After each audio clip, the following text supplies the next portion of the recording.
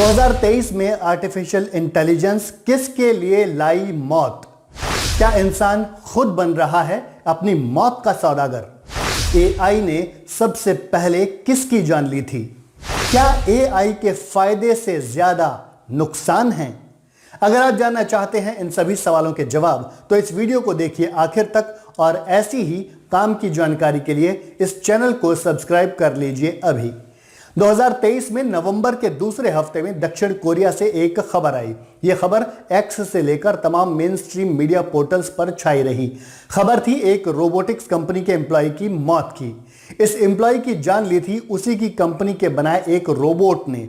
Robotics company का यह worker एक वेयर हाउस में काम कर रहे रोबोट के सेंसर चेक करने रोबोट के नजदीक गया था, लेकिन रोबोट के पास जाना उसे ऊपर वाले के पास ले गया। वेयर हाउस में रोबोट का काम था सब्जी के डिब्बों को एक जगह से उठाकर दूसरी जगह रखना। यह रोबोट गाजर, मूली या शिमला मिर्च के डिब्बों को उठाकर पैलेट या स्लैब पर रखने का काम करता था।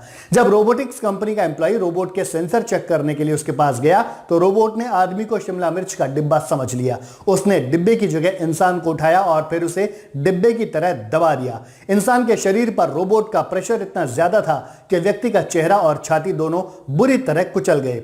जख्मी हालत में वर्कर को अस्पताल ले जाया गया, लेकिन वहां उसकी मौत हो गई। नवंबर की इस घटना से पहले मार्च 2023 में भी साउथ कोरिया से ही एक ऐसा मामला सामने आया था, जब ऑटोमोबाइल पार्ट्स बनाने वाले एक प्लांट में काम करते वक्त एक इंसान को रोबोट ने बुरी तरह जकड़ लिया था।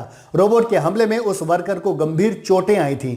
इन घटनाओं ने एक बार फिर यह सवाल खड़ा कर दिया है कि वर्क प्लेस पर रोबोट जैसी मशीनें क्या वाकई इंसान को रिप्लेस कर सकती हैं, खास तौर पर तब जब 2023 में एआई का शोर हर तरफ है। एआई यानी आर्टिफिशियल इंटेलिजेंस। 2023 में एआई जहां कुछ लोगों के लिए एक वरदान साबित हो रहा है, वहीं कुछ लोगों के लिए बुरी खबर है।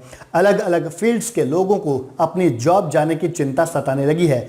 वैसे रोबोट ने इंसान की जान लेना 2023 में ही शुरू नहीं किया है। इंसान की जान तो रोबोट 1979 से लेता आ रहा है। 1979 में अमेरिका में फोर्ड की फैक्ट्री में एक रोबोट ने रॉबर्ट विलियम्स नाम के एक फैक्ट्री वर्कर को मार डाला था। विलियम्स फैक्ट्री में ऑटो पार्ट्स को गिनने का काम कर रहा था। रॉबर्ट को यह काम इसलिए दिया गया था क्योंकि रोबोट इस काम को ठीक से नहीं कर पा रहा था। जब विलियम्स शेल्फ पर चढ़कर ऑटो पार्ट्स को गिन रहा था तो रोबोट उसकी तरफ बढ़ा और विलियम्स के सिर पर एक तगड़ा वार कर दिया। विलियम्स की मौत हमले के तुरंत बाद हो गई। हैरानी की बात यह है कि हादसे के बाद लगभग आधे घंटे तक किसी को इसका पता ही नहीं चला। इसके बाद जापान में भी एक अनफॉर्चुनेट इंसिडेंट 1981 में सामने आया था।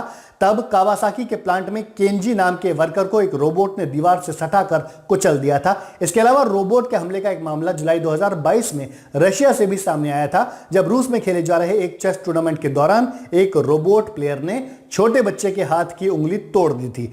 मॉस्को में मॉस्को चेस ओपन टूर्नामेंट के दौरान कई प्लेयर्स रोबोट के साथ चेस खेल रहे थे। क्रिस्टोफर नाम का एक लड़का भी रोबोट से चेस में मुकाबला कर रहा था।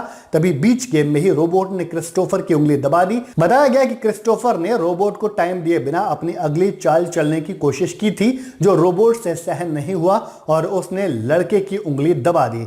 इन सब मामलों से सवाल उठता है कि क्या वाकई आर्टिफिशियल इंटेलिजेंस रियल इंटेलिजेंस की जगह ले सकती है? क्योंकि एक बात तो साफ है कि कोई इंसान किसी वेयर हाउस में किसी दूसरे इंसान को सब्जी का डिब्बा समझकर कुचल तो नहीं सकता।